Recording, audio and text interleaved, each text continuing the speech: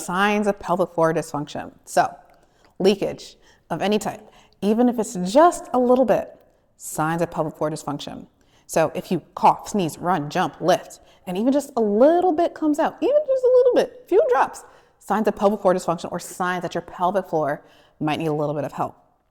Also, when you go to put the key in the door or when you turn on the faucet and you immediately have to go, like you are booking it to the bathroom, signs of pelvic floor dysfunction. Pressure in your pelvic region, this dragging sensation. You got it, pelvic floor dysfunction. Painful sex, if it hurts with insertion or if it hurts with that deeper penetration.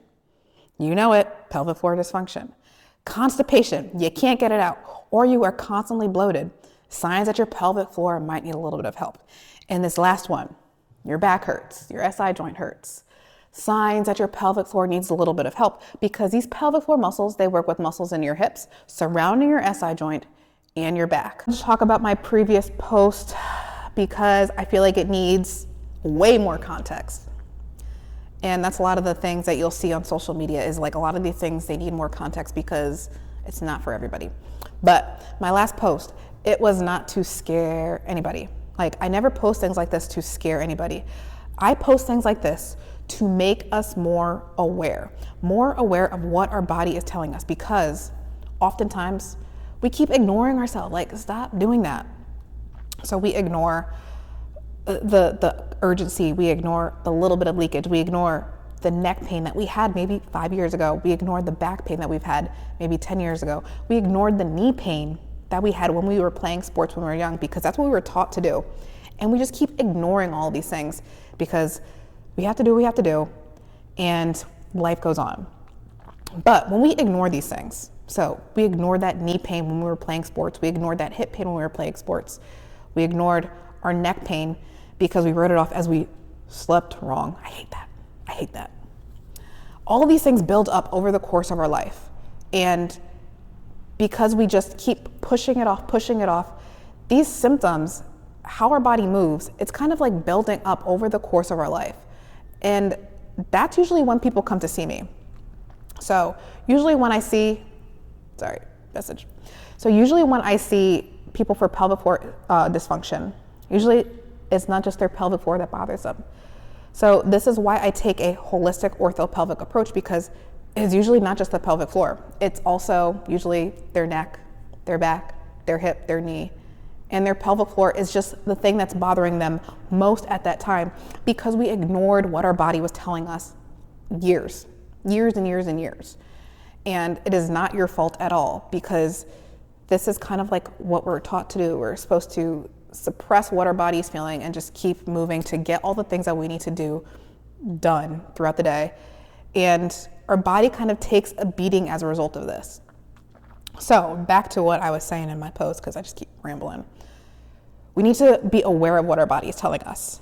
So if you are in your 20s and maybe, hey, I have a little bit of leaking right now, that's your body saying, okay, hey, my pelvic floor needs a little bit of help. Because if we keep ignoring this, these problems get bigger over the course of our life. And yes, we could still resolve it. So if you are in your 50s, 60s, yes, a lot of these things can be resolved, but it takes longer to come back from. It could take way longer to come back from, more effort, because we didn't address it when it started. So this is all to say, listen to what your body is saying, and then get the help that you need.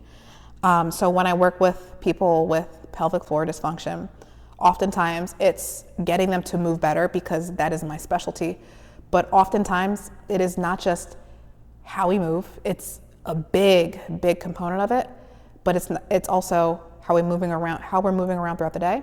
It is also our lifestyle, how we eat, the people that we surround ourselves with, our thoughts, like what we think about ourselves, what we think about others, what we think about the world, what we consume, our environment. All of these things, they have a big influence on how our body is feeling. Now I want to talk about how I actually start to treat pelvic floor issues. It is going to be very specific on the person, specific on who they are, what their symptoms are, their lifestyle, if they're very active, if they're inactive. So all the things that I post on my page, it's all context dependent. So what I do for myself what I do for somebody who is inactive, hasn't done much, somebody who's really struggling with pain. It's all going to be so different because we are all so different. So if you are struggling with any types of pelvic floor issues, definitely get checked out by a pelvic floor physical therapist to address the reason why you are hurting in the first place or why you're experiencing the symptoms in the first place. If you are on your fitness journey, you're a little bit more active. This is what I love to do. I love to work with people who are a bit more active in their fitness journey in life. Maybe they just had a baby, they had babies years ago.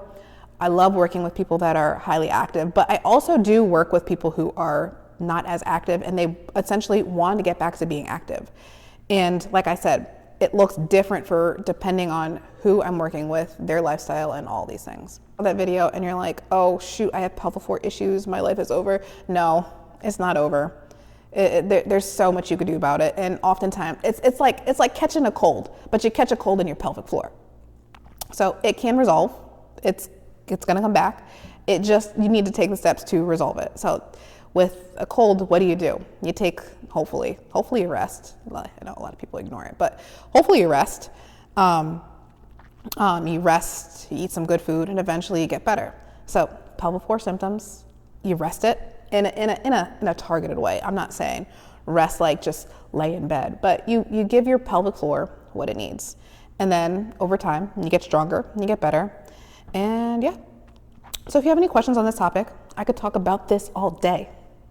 Reach out to me and then let me know.